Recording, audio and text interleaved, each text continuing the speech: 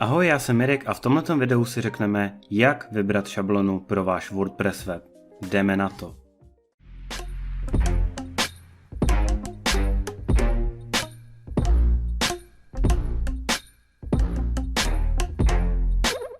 Jako první si určitě musíte říct, jaký je účel vašeho webu. Budete chtít prodávat produkty na vašem webu, chcete e-shop, nebo chcete nabídku služeb, chcete tam mít svoje portfolio, ukázat svoji práci, svoje weby, grafiku a podobně. Nebo můžete taky prostě jednoduše prezentovat nějaký informace. Můžete třeba na nějakém obchodu ukázat, že máte takovouhle otevírací dobu, máte takovejhle sortiment, ale na tom webu nebudete vlastně nic prodávat. Budete dávat jenom informace ostatním lidem, co se třeba ve vašem obchodě prodává, nebo nějaký další informace o vás. A nebo taky můžete tvořit komunitu. Můžete tvořit komunitu pomocí blogu anebo magazínu, popřípadě si můžete nainstalovat nějaký plugin, jako je BBPress anebo BuddyPress, ze kterého si můžete udělat fórum anebo sociální síť. O tom jsem ale už dělal video minule, na který se můžete podívat. Takže jako první důležitá věc je určitě si ujasnit, jaký je cíl vašeho webu. Chcete prodávat, chcete získávat kontakty, chcete budovat komunitu nebo se prostě jenom podělit o nějaký informace, tohleto je čistě na vás a určitě si stanovte, jaký je jeden cíl vašeho webu. Další věc je, jaký chcete vůbec web, jaký je jeho určení nebo definice. Můžete mít třeba firemní prezentaci, na který můžete ukazovat své produkty, výrobky, většinou tohleto jsou takové firmy, které dělají se železem, prodávají nějaký stroje a mají tam vždycky vystavenou nějakou nabídku svých strojů nebo svých výrobků a mají tam takový portfolio třeba pro jiné firmy, které se můžou podívat na firemní webové stránky a tam najdou odpovědi, můžou tam najít nějaký kontakty a podobně. Jako další můžete mít e-shop a ten je přesně pro prodej produktů, můžete tam prodávat ať už svoje produkty, tak i cizí produkty, můžete dělat affiliate e-shopy, vy budete mít produkty na tom e-shopu a přitom, když si třeba klikne na tlačítko koupit, tak to zákazníka přesměruje na jiný e-shop a když si přes ten váš proklik koupí nějaký produkt na tom druhém e-shopu, tak vy za to získáváte provizi. Tím vám zároveň odpadají povinnosti od nějakého placení nebo nějakého dopravování zboží a o tohleto se vůbec nestaráte. Můžete ale taky prodávat svoje produkty a to je trochu složitější, protože tam už zase řešíte nějakou legislativu, obchodní podmínky, doprava, platba, celkový nastavení a je s tím určitě mnohem víc práce a podle toho je důležitý si taky vybrat nějakou šablonu, která bude přizpůsobená pro váš e-shop a bude se vám líbit. U e-shopu je taky hodně důležitý nějaký konverzní poměr a hodně si s konverzním poměrem hrajou taky různé šablony, které optimalizují prodejní stránky, produktové stránky, pak třeba stránku košík anebo pokladna. A pro e-shop bych vám určitě doporučil jednu ze známějších šablon, což je Flatsom, která má perfektně optimalizovaný prodejní proces. Jako další web si můžete udělat třeba diskuzní fórum. Můžete schánět lidi na nějakých diskuzích na Facebooku a můžete si je přidávat třeba do své komunity na svém webu. Pak když budete mít nějakou komunitu, můžete vydávat články a budete mít aktivní komunitu na vašem webu. Samozřejmě k tomuhle to musí být taky určitě přizpůsobená nějakým způsobem šablona a to poznáte vždycky na té stránce, že je podporovaná BBPressem anebo BuddyPressem. A ať už je to WooCommerce, BuddyPress nebo BBPress, tak je důležitý si uvědomit, že všechny tyhle ty šablony, které někde můžete vidět nebo koupit, tak jsou přizpůsobený pro tyhle ty 3 pluginy. Akorát si různé šablony hrajou s tím designem těch různých stránek. Někde můžete mít třeba diskuzní fórum a když si nainstalujete BBPress, tak vlastně ten design celého toho diskuzního fóra může vypadat úplně jinak než ten plugin v základu. Takže pokud budete vytvářet nějaký diskuzní fórum, tak se určitě taky podívejte, jak vypadá konkrétní stránka toho diskuzního fóra v té šabloně.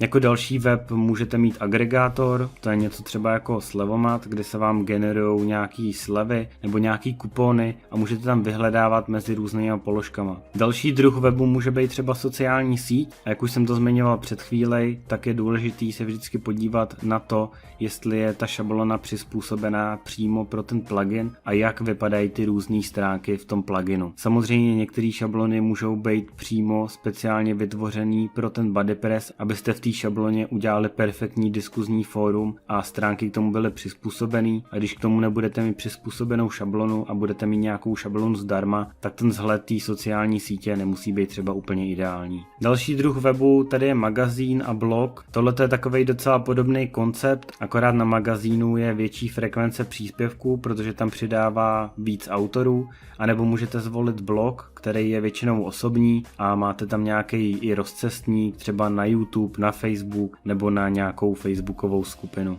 A magazín nebo blog je pro WordPress úplně ideální, protože pokud chcete jednoduchý blog, tak si můžete vybrat i nějakou šablonu zdarma přímo z repozitáře WordPressu a tam jsou krásný, jednoduchý a celkem dobře ovladatelný šablony pro to, abyste si udělali jednoduchý blog. A pokud chcete nějaký větší magazín a máte s ním nějaký větší záměry, tak bych vám určitě doporučil šablonu Newspaper anebo Janach, protože tyhle ty šablony jsou přímo dělaný pro magazíny a je tam hodně dalších funkcí, které jsou určitě super i pro návštěvníky toho webu. No jako poslední tady máme Freelancer a Portfolio a tohle jsou weby, na kterých se většinou nabízí nějaký služby a prezentují se výsledky vaší práce. Když děláte grafiku, můžete tam ukazovat vaše třeba vizitky, tiskoviny. Pokud děláte weby, můžete tam dávat odkazy, obrázky na weby, jak vypadají. Pokud děláte třeba instalatéra nebo cokoliv jiného takhle offline, tak si tam můžete dát své portfolio, pro jakou firmu jste dělali, můžete si tam přidat loga anebo něco o svojí práci. Po případě, pokud chcete něco takového dělat a budovat aktivně, tak bych doporučoval přidat i blog a lidi, když budou hledat nějaký vaše návody, tak na vás vlastně takhle můžou přijít a následně i po nějaký době můžou využít vaše služby. No a teď už si konečně řekneme, podle čeho si vybrat technicky šablonu. Není to úplně nejdůležitější věc, ale vybírejte podle autora šablony. Na TeamForest si třeba můžete rozkliknout portfolio daného autora a můžete vidět, kolik třeba udělal pluginů nebo kolik udělal šablon a který prodává. Jak jsou úspěšný a jak často vydává aktualizace. Když tam bude třeba autor, který bude mít 5 šablon a 3 z toho třeba už neaktualizuje, tak o to bych si třeba šablonu nekoupil, protože se to může stát i s dalšíma šablonama, který vydává. Naopak pokud to bude nějaká firma nebo tým, který se o svoje šablony pravidelně starají a pravidelně vydávají aktualizace a mají za sebou dobrou práci, samozřejmě hodně prodejů, hodně hodnocení, tak si myslím, že tohle je ideální volba pro to, když budete vybírat podle autora. Jako další věc, podle který si můžete vybrat šablonu, je hodnocení. Hodnocení je důležitý, protože každý může na TeamForest třeba hodnotit šablonu. Může ji hodnotit hvězdičkama, ale zároveň může taky psát komentáře a ptát se na nějaké věci. Čím víc má ta šablona komentářů, tak tím víc tam najdete třeba odpovědí a sami uvidíte,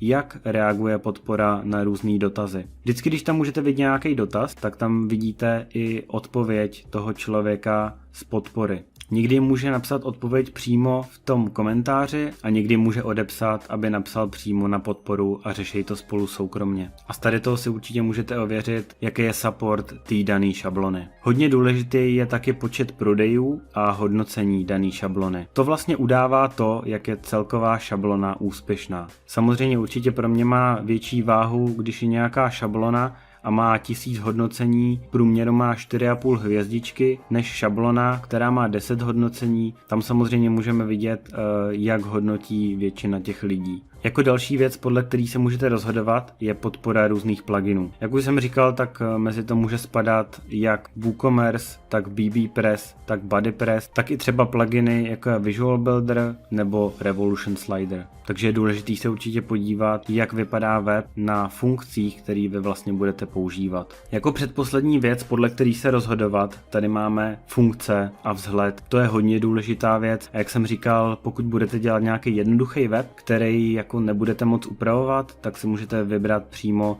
danou šablonu, kde vypadá ten demo obsah, jak vy chcete a podle toho vy se pak můžete rozhodnout, jestli ji koupíte. Když ji koupíte, importujete si obsah, změníte texty, změníte obrázky, barvu a logo a máte web prakticky hotovej. Samozřejmě předtím, než si začnete vybírat šablonu, tak si určitě sepište seznam funkcí, který na tom webu chcete. No a jako poslední věc tady jsou aktualizace. Aktualizace jsou hodně důležitá věc, protože můžou zabraňovat tomu, aby se vám někdo hacknul do toho webu a neaktualizované šablony můžou mít většinou nějaký bezpečnostní díry, takže tyhle se aktualizacema vlastně řešej. Navíc, pokud někdo aktualizuje tu šablonu, tak se o ní pravidelně stará, pravidelně ji kontroluje a pravidelně přidává nové funkce. Ale i kdyby ten člověk v nových aktualizacích nepřidával nové funkce, tak je pořád důležitý, že ta šablona se aktualizuje pravidelně a že tam probíhají nějaký bezpečnostní opravy. A jak jsou časté aktualizace, můžete většinou zjistit z changelogu, který můžete vidět třeba na TeamForest přímo vždycky pod tou šablonou, kde se zobrazuje, jak často vycházejí aktualizace a který verze vydávají. Takže to bylo zhruba z nějakého návodu,